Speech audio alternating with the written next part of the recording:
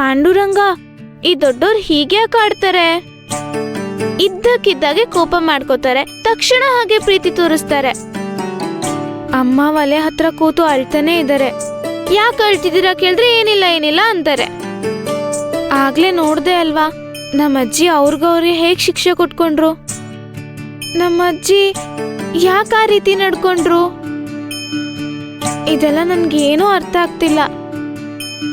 ಆದ್ರೆ ನಿನಗೆಲ್ಲ ಗೊತ್ತು ಅಲ್ವಾ, ನೀನ್ ನನಗಿಷ್ಟ ದೇವ್ರು ಅಲ್ವಾ, ಮತ್ ನನಗೆ ಹೇಳ್ತೀಯಾ? ಪಾಂಡುರಂಗ, ನಿನ್ ಮೇಲೆ ಕೋಪ ಮಾಡ್ಕೋತೀನಿ ಅಂತ ಅನ್ಕೊಂಬೇಡ, ನಿನ್ ಜೊತೆ ಬೇಜಾರು ಮಾಡ್ಕೊಳಲ್ಲ. ಹೇಳು ವಿಠಲ, ಇಲ್ಲ ಅಂದ್ರೆ ನಾನು ಹೋಗ್ಬಿಡ್ತೀನಿ. ಹೇಳ್ತೀಯಾ? ನೋಡು, ಬೇಗ ಹೇಳು. ನೀನ್ ಹೇಳಲ್ಲ ಅಲ್ವಾ, ನಾನು ಹೋಗ್ತೀನಿ ಬಿಡು.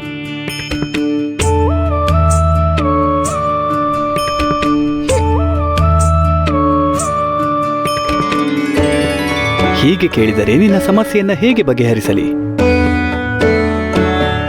ಇದಕ್ಕೆಲ್ಲ ಮೂಲ ಕಾರಣ ನೀನೇ ಎಂದು ನಿನಗೆ ನಾನು ಹೇಗೆ ಹೇಳಲಿ? ನಿನ್ನ ಕುಟುಂಬದವರೆಲ್ಲ ನಿನ್ನ ಬಗ್ಗೆ ಚಿಂತೆ ಮಾಡುತ್ತಿದ್ದಾರೆ. ನಿನ್ನ ಉಮಾ ಅಮ್ಮ, ನಿನ್ನ ಅಜ್ಜಿ, ನಿನ್ನ ತಂದೆ, ನೀನು ಅವರ ಮುದ್ದು ಕಂದಮ್ಮ ಸಕ್ಕು. ನಿನಗೇನು ಸಂಭವಿಸುತ್ತದೋ ಎಂದು ಅವರೆಲ್ಲ ಭಯಭೀತರಾಗಿದ್ದಾರೆ.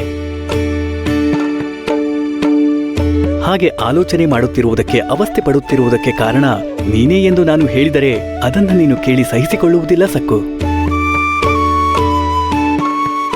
ನೋಡು, ಇದರಲ್ಲಿ ನಿನ್ನ ತಪ್ಪೇನೂ ಇಲ್ಲ, ಅವರ ತಪ್ಪು ಕೂಡ ಏನೂ ಇಲ್ಲ. ಇದೆಲ್ಲ ಪರಿಸ್ಥಿತಿಯ ಪ್ರಭಾವ. ಇಷ್ಟನ್ನು ಬಿಟ್ಟರೆ ಇನ್ನೇನು ನಾನು ಹೇಳಲಾರೆ. ಆದರೆ ನೀನು ಸಂತೋಷ ಪಡುವ ಹಾಗೆ ಒಂದು ಕೆಲಸವನ್ನು ನಾನು ಮಾಡಬಲ್ಲೆ.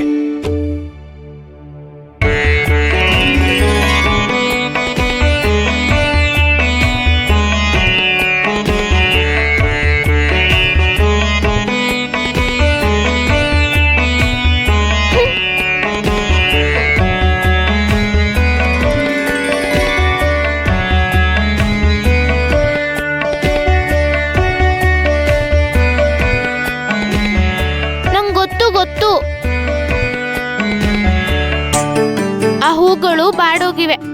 ತಾಜಾ ಹೂಗಳನ್ನು ತರೋದಕ್ಕೆ ಸಮಯ ಸಿಗ್ಲಿಲ್ಲ. ಏನ್ ನೀನು ನಾನ್ ಕೇಳಿದ ಪ್ರಶ್ನೆಗಳಿಗೆ ಉತ್ತರ ಕೊಡ್ತಾನೆ ಇಲ್ಲ. ಹೂಗಳು ಬಾಡೋಗಿವೆ ಅಂತ ಅದನ್ ಮಾತ್ರ ಹೇಳೋದ್ ಗೊತ್ತು ನಿನ್ಗೆ.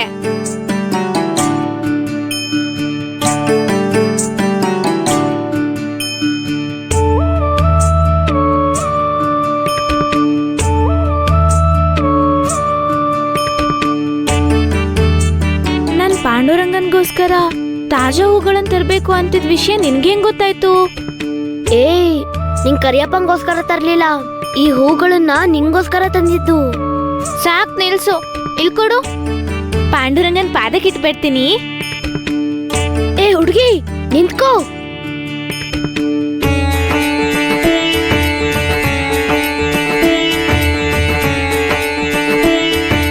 ಅಯ್ಯೋ, ಒಂದು ಹೂವಾದ್ರೂ ನಿನಗೋಸ್ಕರ ಇಟ್ಕೋ. ಬೇಡ, ಅವು ಪಾಂಡುರಂಗನ ಹತ್ರ ಇದ್ರೆ ಜಾಸ್ತಿ ಹೊತ್ತು ಬಾಡ್ ಹೋಗದೆ ಇರ್ತವೆ. ನಿಜ ಅಲ್ವಾ ವಿಠಲ?